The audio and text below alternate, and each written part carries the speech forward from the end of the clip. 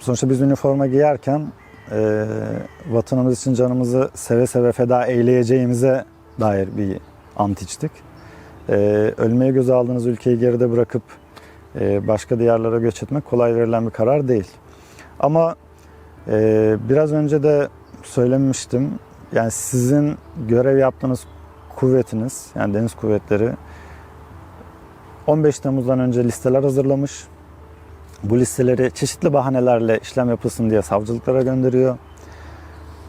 İşlem yapılıyor. Hiçbir yetkisi yok. Yani tespit etme imkanı yok. Teknik kurumlar böyle bir tespit yok diyor. Yıllarca yargılanıyorsunuz. Yani biraz önce söyledim, yaklaşık 2 yıl cezaevinde kaldım. Arkasından tahliye oldum ama yani bu iddianın altı boş, ama bu iddiayla birlikte gelen daha can yakıcı bir şey var. Size belki canınızı riske atarak görev yaptığınız görev ortamında şu isteniyor: şahsi silahınız dahil her şeyinizi bırakacaksınız ve derhal birliği terk edeceksiniz. Ben o esnada geçici olarak görevlendirildiğim yerde açıkçası personelimizi biraz şehirden uzak bir bölge olduğu için, riskli bir alan olduğu için de personelimizi yani askeri koruma olmadan bir yere göndermiyorduk. Böyle bir ortamda ben şahsi silahımı dahil teslim edip birlik kapısına bırakıldım tabiri caizse. Bu 15 Temmuz öncesindeki bir süreç aslında. Personelin, yani ben açıkçası o geceye hazırlandığını düşünüyorum. Yani o geceden önceki Türkiye'deki ortamı düşünürsek, yani sokaklarda patlayan ya da meydanlarda patlayan bombalar, birliklerin bu şekilde sürekli saldırı ihbarlarıyla teyakkuz halinde tutulması aslında buna bir hazırlık süreciydi. Ya ben böyle komutan olduğum için o mesajları zaten görüyordum, gelen mesajları. Ama 15 Temmuz'dan sonra bu tür mesajlar geldi mi derseniz, ya da 15 Temmuz'dan sonra Türkiye'nin herhangi bir yerinde bu şekilde bomba patladı mı derseniz, bunun cevabını hepimiz biliyoruz: hayır.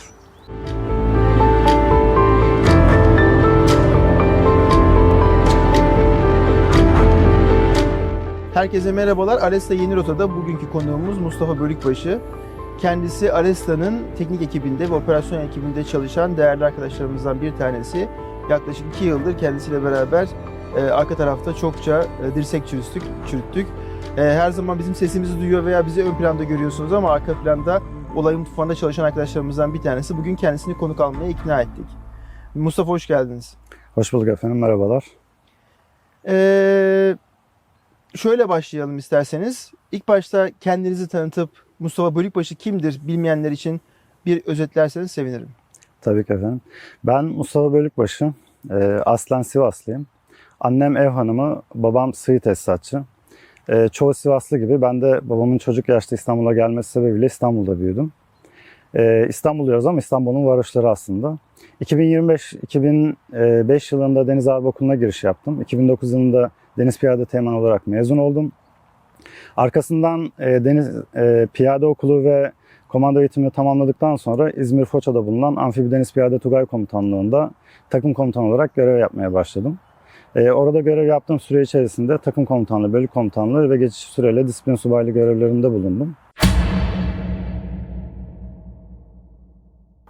Ayrıca yeni oluşturulan amfibi hücum timleriyle de Adan Körfezi'nde icra edilen deniz aydutla mücadele kapsamındaki NATO SNMG2 görevine katıldım. Birleşmiş Milletler'in UNIFIL harekatına katıldım. Son olarak da Deniz Kuvvetleri'nin Japonya Ertuğrul Fırkateyn'in Japonya seyirini almak için düzenlediği Japonya seyirine katılmıştım. Nihayetinde de kıdemli üsteğmen olarak 22 Kasım 2016'da yayımlanan 677 sayılı kanun hükmünde kararname ile ihraç edildim. Kısaca böyle özetleyebilirim. Evet, KYK ile ihraç edildiniz. Aslında ben mesleki geçmişinize baktığım zaman da dolu dolu bir mesleki geçmişiniz var. Nice başarılara imza atmışsınız. Böylesi dolu bir subayın ihraç edilme sebebi neydi acaba? Açıkçası ilk ihraç edildiğimizde bize herhangi bir gerekçe sunulmamıştı. Yani ben bu arada şunu söylemem lazım. Ben 10 Temmuz 2016 tarihinde evlendim. Yani darbeden bir hafta önce evlendim. Yani darbe girişiminden. Tabii balayındaydım. Bu süreç oldu. Biz eşimle evlilik sonrası bir şeyler hayal ederken bir anda böyle bir cenderenin içinde bulduk kendimizi. Tabii 17 Kasım'da 17 Kasım'da izinler iptal edilince ben birliğime tekrar katılış yaptım. Birliğe katılış yaptıktan sonra tabii benim birliğimde geçici olarak görevlendirildiğim birlikte 15 Temmuz gecesi herhangi bir sorun yaşanmamıştı. Ama Geçen süre içerisinde şunu fark ettik. Yani yanımızdan arkadaşlarımız birer birer eksiliyor. Yani bugün birlikte çalıştığınız arkadaşınız yarın gözaltına alınmış oluyor. Bir anda polisler geliyor, dolabını, odasını, işte eşyalarını arıyor falan. Böyle ilginç bir ortamdayız. Tabii bu ortam bize içinde bulunduğumuz görevde, ben orada bölük komutanıyım, bölük personelim var. Bu ortamda onların motivasyonunu diri tutup aynı zamanda görevin sorunsuz bir şekilde icra edilmesini sağlamaya çalışıyoruz. Tabii aradan zaman geçti. 29 Eylül tarihinde tabur komutanımız toplantıya çağırdı.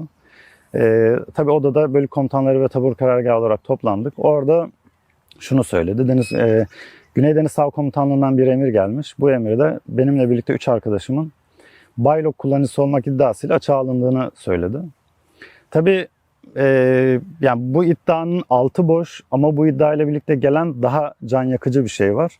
Size belki canınızı riske atarak görev yaptığınız görev ortamında şu isteniyor. Şahsi silahınız dahil her şeyinizi bırakacaksınız ve derhal birliği terk edeceksiniz. Evet.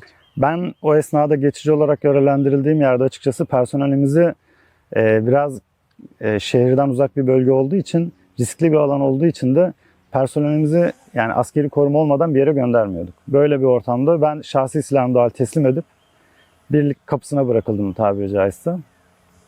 Tabii hızlı bir şekilde taksi ayarlamaya çalıştık. Ayarladığımız taksiyle bir şekilde şehir merkezine ulaşıp ilk uçakla da eşimin yanına döndüm. Tabii bu süreçte açığa alındığım için Güney Deniz Sağ Komutanlığı bir idari tahkikat başlatmış. Benim gibi işte kendi emrinde açığa alınan personeli, yanlış hatırlamıyorsam 70-80 civarındaydı. İdari tahkikattan geçiriyor. İzmir'e 2 defa ifade vermeye gittim. Tabii suçladıkları bir şey yok aslında. Hani sizden bir şey öğrenmeye çalışıyorlar. İşte baylok kullandın mı? Bankasya'da hesabın var mı? Bilmem işte evliysen çocuğun şuraya gitti mi, buraya gitti mi? Neyse idari tahkikat yapıldı. Tabii bu süreçte açığa alma sürem doldu. Ne yapacağımı sormak için personel şube müdürümüzü aradım. Amfibi Tugay'ın. Dedim komutanım ben yarın süre doluyor. Ne yapacağız? Hani birliğe mi geleceğim yoksa süre mi uzayacak? Nasıl bir hareket içerisinde olacağız? Bana aynen şunu dedi. Mustafa dedi sen de dışarıda mısın ya dedi. Biz senin tutuklandığını düşünüyorduk dedi. Dedim komutanım ben dışarıdayım. Hani kimse de gelmedi. Böyle bir durumdan haberim de yok. Hatta idari tahkikat için 2 defa İzmir'e gittim geldim yani. Hani bunu söyledim. Tabii şaşırdı. Ne söyleyeceğini bilemedi. Ondan sonra şey dedi. Sen dedi yarın en iyisi birliğe gelmek yerine askeri merkez komutanlığına git.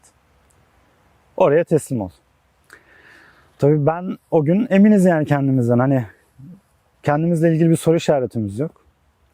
Dedim tamam gider teslim oluruz dedim. Neyse bakalım. Tabii ertesi gün 2 devre arkadaşımla birlikte biz kendimizden emin bir şekilde merkez komutanlığına gittik.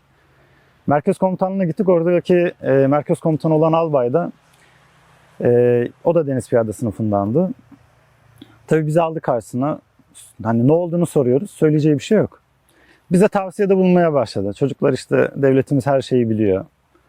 Artık hani söyleyin, hani siz anlatın. Zaten her şeyi biliyoruz hani gibi şeyler söylemeye başladı. Tabii biz orada hani ne ima ettiğini anlamaya çalışıyoruz. Bir yandan da varsa bizimle ilgili hani suçlama siz söyleyin ona göre bir şey söyleyelim durumundayız. Tabii oradan bir şey gelmedi. Bizi gözaltına aldılar. Bir gün orada kaldıktan sonra emniyete teslim ettiler.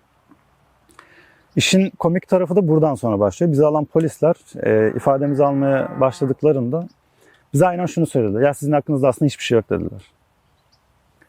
Biz yani olay şöyle gerçekleşiyor. Tabii biz bunu o gün öğrenmedik. Evet. 1 yıl sonra dosyadaki gizlilik kararı kalkınca öğreniyoruz detayları. Aslında bizim hakkımızda baylokla ilgili ihbar yapıldığında Deniz Kuvvetleri bizi açığa alıyor. Aslında listeyi Deniz Kuvvetleri oluşturuyor. Hı hı. Bu liste as komutanlıklara dağıtılıyor. Güney Deniz Sağ bizi açığa alıyor. Onun as komutanlığı olan Amfibi Görev Grup Komutanlığı da biz açığa alındığımız için bizi Foça Savcılığına ihbar ediyor. Bu personelim açığa alındı, bunlar hakkında işlem yapın diye. Tabii bu esnada emniyet bizi sorgulatıyor. O esnada baylok sorgularını yapan kurum Terörle Mücadele Şube Müdürlüğü. Onlar bizleri sorguluyorlar. Bizimle ilgili bir baylok tespiti bulamıyorlar. Tabii öyle olunca yani polis bunu bilerek söylüyor ama bu detayı bize anlatmadı. Yani polisler sorgulamış. Aslında bizde baylok olmadığı yazılı olarak belli. Savcılığa çıkardılar. Tabii savcılıkla hiç görüşmeden direkt suç ceza hakimine çıkardılar. Suç ceza hakimi de bizi karşısına aldı ama kafa önde. Hiç yüzümüze bakmadı. Katibin anlayacağı şekilde böyle fısı fısı bir şeyler söyledi. Tutuklanmamıza karar verip bizi cezaevine gönderdi. Standart olduğu üzere. Evet. Tabii biz şok içerisindeyiz. Yani ne olduğunu anlayamadık. Bir anda bizi İzmir Şarkı'ndaki cezaevine götürdüler. O günün benim için şöyle bir anısı da var. Yani bir yandan tabii trajik yaşadığımız durum. Yani sonuçta askersiniz. Belki canınızı hani feda edecek şekilde bir görev yapıyorsunuz. Ama bir anda sizi terör örgütü üyesi olmakla suçlayıp cezaevine gönderiyorlar. Ama aynı gün benim komuta ettiğim bölük Fırat Kalkan Harekatı kapsamında Suriye'ye gönderildi. Yani bir bölük komutanını gözaltına alıyorsunuz ama bölüğü bir harekata gönderiyorsunuz. Evet. Tabii o harekata gönderilirken başına kim getirildi, hani bölükle uyumlu çalışabilecek mi? Böyle şeyler kafada dolanıyor. Biz gözaltına alınmışız ama aklımız personelimizdeydi. Bir de bu olayın tarafı var tabii. Sen bunların hepsini siz bunların hepsini yaşarken aynı zamanda diğer tarafta da eşiniz vardı. Daha henüz 5 günlük evliyken başlayan bir koşturmaca, macera, kocasının durup dururken terörist ilan edilmesi ve onun kafasında belki soru işaretleri. Onunla irtibatınız oldu mu bu süre içerisinde? O ne tür zorluklar yaşıyordu? Tabii biz başta şunu söylemem lazım. 10 Temmuz'da evlendiğimiz için biz açıkçası ben 10 Temmuz'dan öncesinde geçici görevlendirmeyle başka bir şehrimize gönderilmiştim. Bu sebeple ev kurmamıştık. Hani zaten görevlendirme sonrası tayin oluruz. Gittiğimiz yerde düzenimizi kurarız diye planımız vardı. O süre içerisinde de eşim hani ailelerimiz yanında bir süre vakit geçirir diye planlamıştık. Tabii açığa alınca ben eşimin yanına döndüm. Hı hı. O açığa alındığım yaklaşık 2-3 haftalık süre içerisinde eşimle birlikteydik. Tabii yani ben şöyle söyleyeyim. Bizler tüm yaşadıklarımı değerlendirdiğimde o gün için de söylüyorum. Askeriz. Hani birçok eğitimden geçtik. Hani biraz önce söylediğim gibi hani farklı şekilde eğitimler aldık. Biz bazı şeylere şerbetliyiz. Yani sabır ve tahammül katsayımız yüksek. Ama ne benim eşim ne de meslektaşlarımın eşlerinin böyle bir tecrübesi yok. Ama onlar bu koşullarda açıkçası bizden daha dirayetli durdular. Bizimle ilgili kafalarında soru işareti olmadığı için de açıkçası hep bize destek oldular. Yani ben eşimden hep destek gördüm. Hep yanımda oldu. Cezaevinde yaklaşık 20 ay kaldım. 20 ay boyunca farklı bir şehirden her hafta İzmir'e 40 dakika beni görmek için geldi. Ve geri döndü. Yani bu yani yeni evlenen bir bayan için katlanılabilecek bir şey değil açıkçası.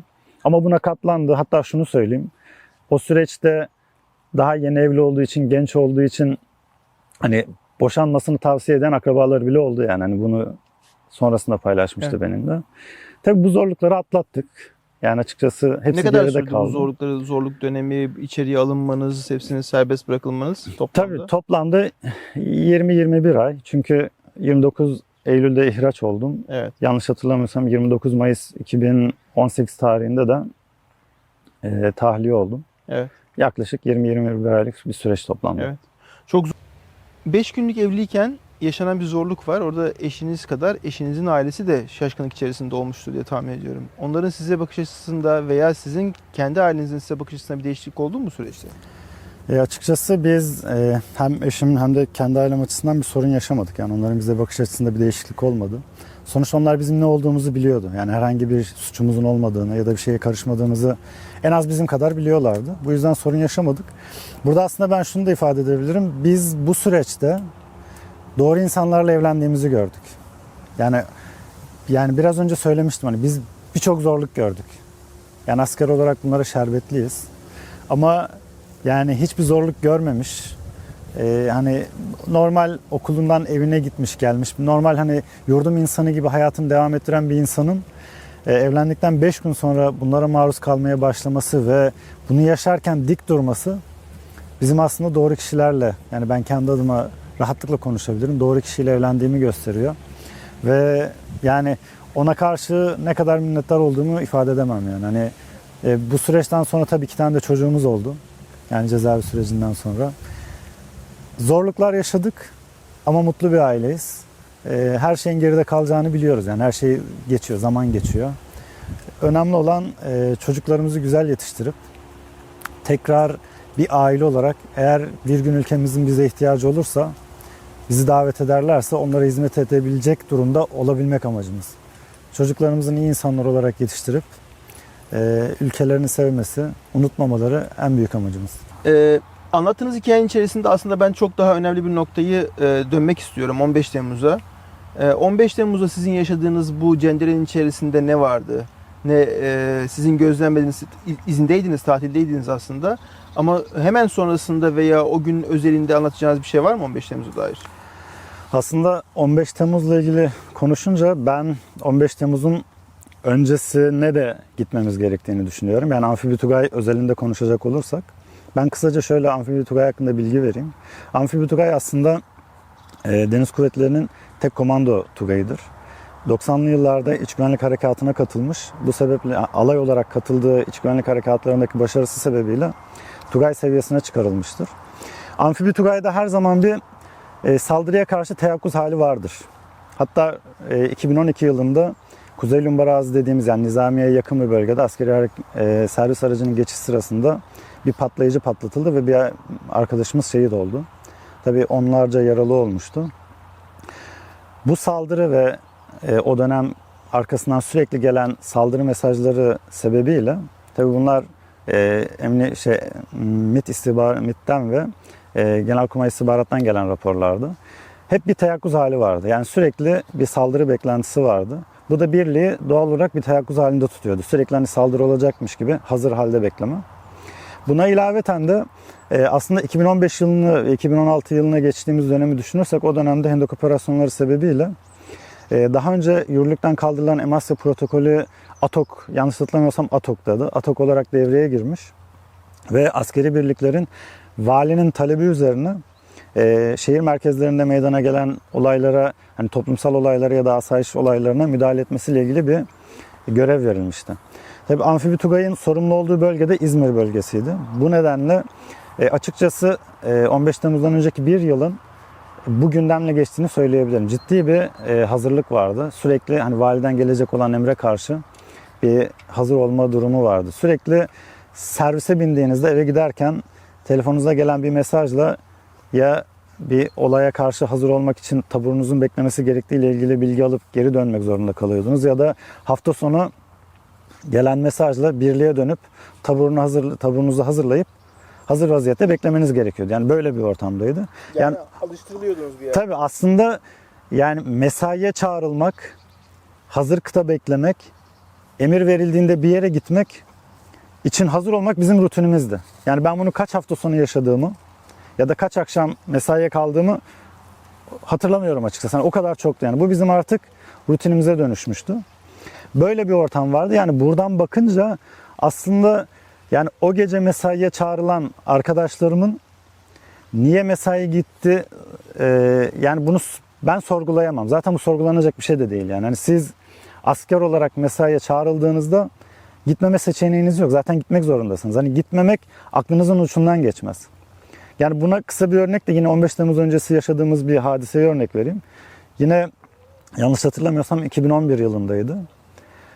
Gölcük Deniz Ana Üst Komutanlığı'nda şüpheli şahıslar görülmüştü ve aniden Deniz Kuvvetleri'nden bir emir geldi. Akşam saatlerinde gelen bir emir. Bir takımın hazırlanıp tam teçhizatlı Gölcük Üss'e gönderilmesi ve oranın güvenliğini takviye etmesi emri geldi. Evet. Bu emir geldiğinde bir yüzbaşı ve teğmen komutasındaki bir takım hazırlandı. Tam teçhizat aynı akşam yani gece saatlerinde gönderildi. Yani siz böyle bir ortamda çalışıyorsunuz.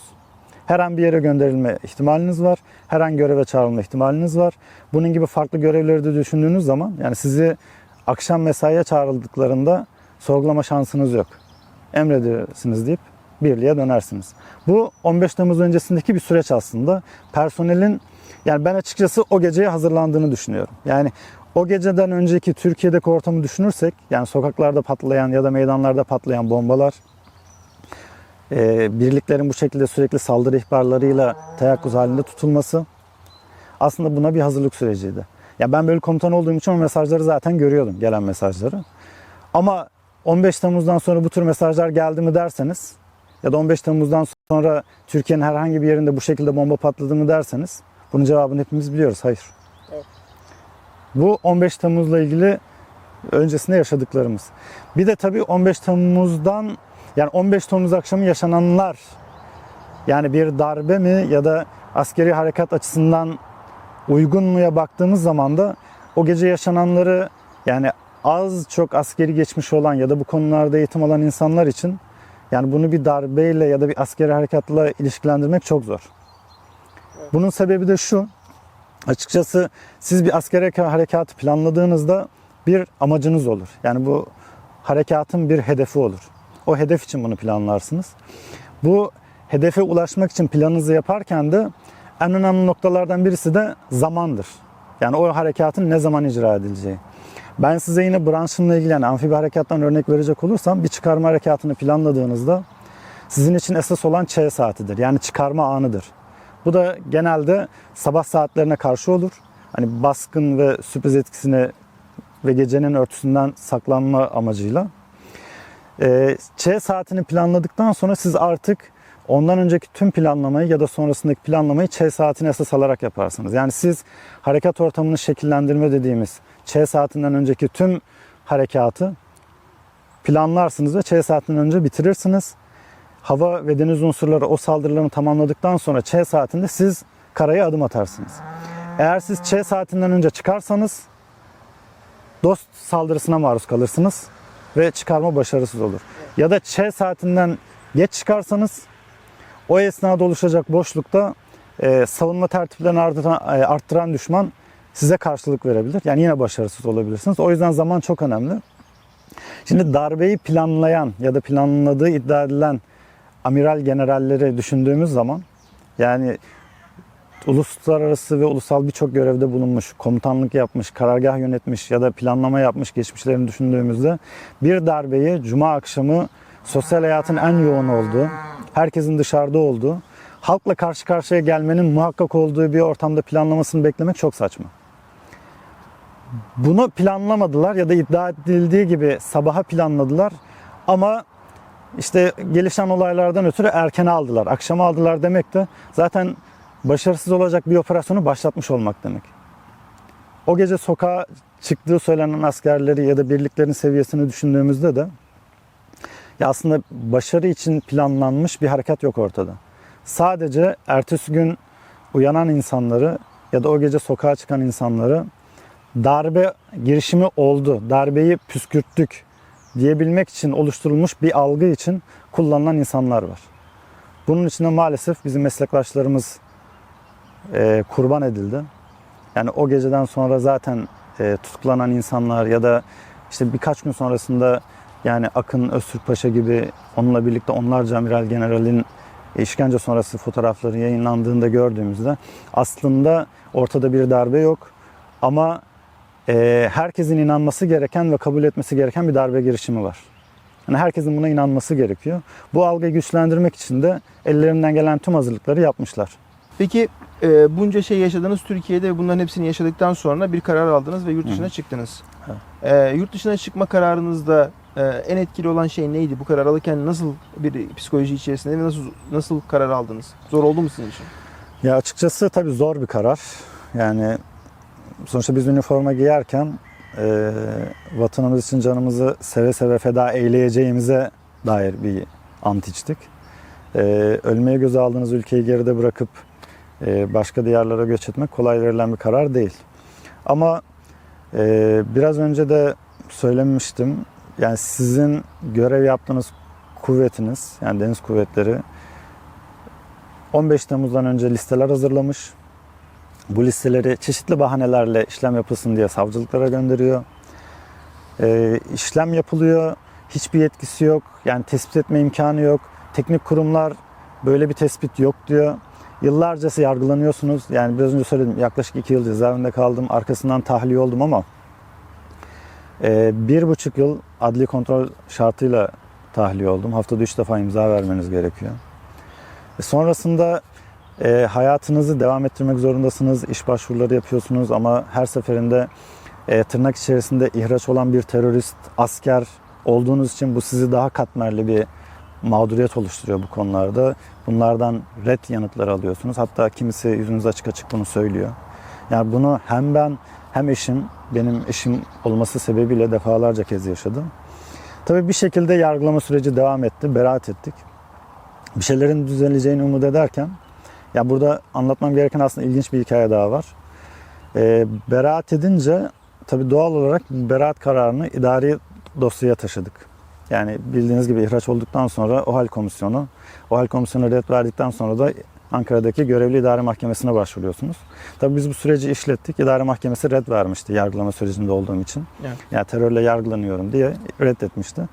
Tabii bölge idare mahkemesine itiraz ettik. Bu süreçte beraat ettim. Yani 6 yıl sonra. Tabii beraat kararını biz hemen alelacele idari dosyaya koyduk. Hani beraat ettim, bunu değerlendirin diye. Yaklaşık 2 yıl boyunca kalem oynatmayan bölge idare mahkemesi beraat kararını görür görmez göreve iade eder diye beklerken beraat etmeniz hiçbir şey değiştirmez deyip anında, yani o kararı bekliyormuş. Yani ben de öyle dalga geçer gibi biz o kararı gönderdikten sonra anında beraat etmen hiçbir şey değiştirmez deyip göreve iade kararını reddetti. Tabii yani burada şunu görüyoruz. Aslında 15 Temmuz'dan önce hazırlanan listeler, kurt sizi yemeği kafaya koymuş. Siz ne yaparsanız yapın sizi bir şekilde sistemin dışında tutacak ve yokluğa mahkum edecek. Hani hatırlarsanız AKP'li bir yetkili söylemişti. Ağaç kabuğu yesinler demişti. Yani aslında bakış açısı bu. Bir yandan da beraat ediyorsunuz, hayatınızda bir şeyler düzelecek diyorsunuz ama yani sizinle ilgili takibat bitmiyor. Sizi bir şekilde bir şeylere bulaştırıp tekrar hakkınızda dosya açma olayları çevremizde görülmeye başlamıştı. Tabii ben de açıkçası 15 Temmuz gecesiyle irtibatlandırılıp tekrar bir şeyle baş başa kalmaya korktuğum için, ailemi tekrar bu durumlara düşünmek istemediğim için alelacele açıkçası ülkemi terk etmek zorunda kaldım. Evet. Çok zorlu bir yolculuk. Aslında bu söylediğiniz bana bir filmi de hatırlattı. Pardon filmi. Herkesin büyük ihtimalle sizin hikayenizi dinlediği zaman gözüne canlanmıştır. 6 yıl sonra gelen adalet ama adaletsizlik içine gelen adalet hiçbir şey ifade etmiyor. Nihayetinde de zaten bunun ifade etmediğini siz başvurduğunuz yolların hepsinde görmüşsünüz. Ve bütün hukuk yollarına tüketmişsiniz ama sonuç alamamışsınız. Hollanda'da da şu anda halihazırda devam ediyorsunuz hayatınıza. Bazı zorluklarınız mutlaka olmuştur diye tahmin ediyorum. Hollanda'da yaşadığınız, bu geçiş sürecinde yaşadığınız ve bu tarafa geldikten sonra yaşadıklarınız arasında sizi en çok zorlayan neler oldu? Yani açıkçası ve bunları nasıl çözüm yolları buldunuz? Ya burada şunu söylemem lazım. Ben evet ihraç oldum. 2 sene cezaevinde kaldım. Sonrasında işte yıllarca verilen bir hukuk mücadelesi. Ama bir şey yaşadınız mı derseniz bir şey yaşadım demeye şu an cezaevinde olan arkadaşlarımı düşündüğüm zaman utanırım. Açıkçası bir şey yaşadım diyemem. Çünkü 15 Temmuz'da tutuklanıp halen cezaevinde olan arkadaşlarımız var.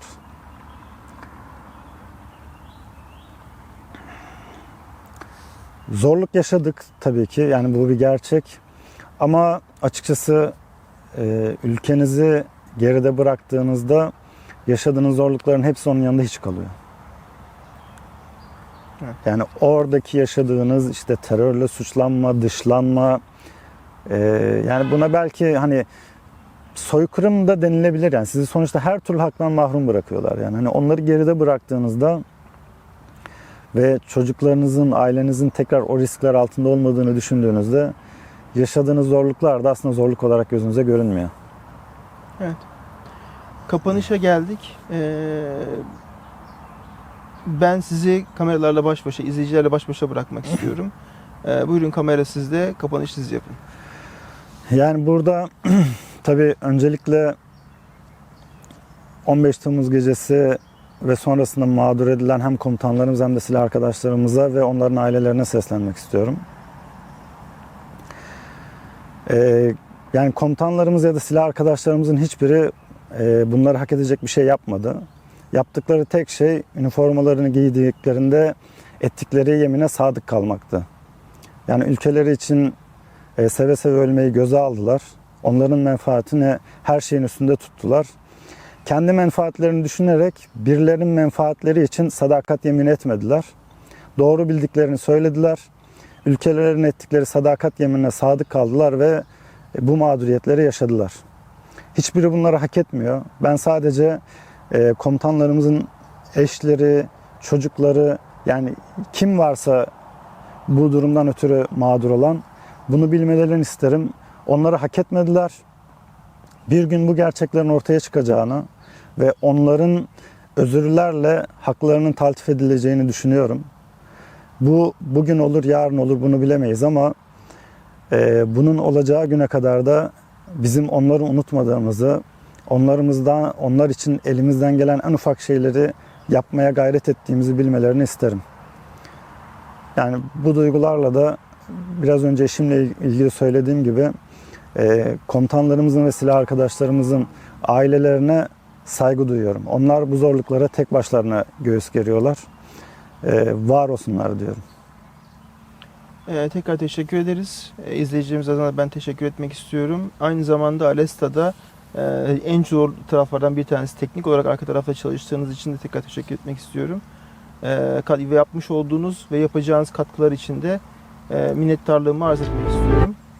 Yolunuz, bahtınız açık olsun. Hepimizin. Yeni rotanız açık olsun. Sağ olun efendim. Görüşmek üzere.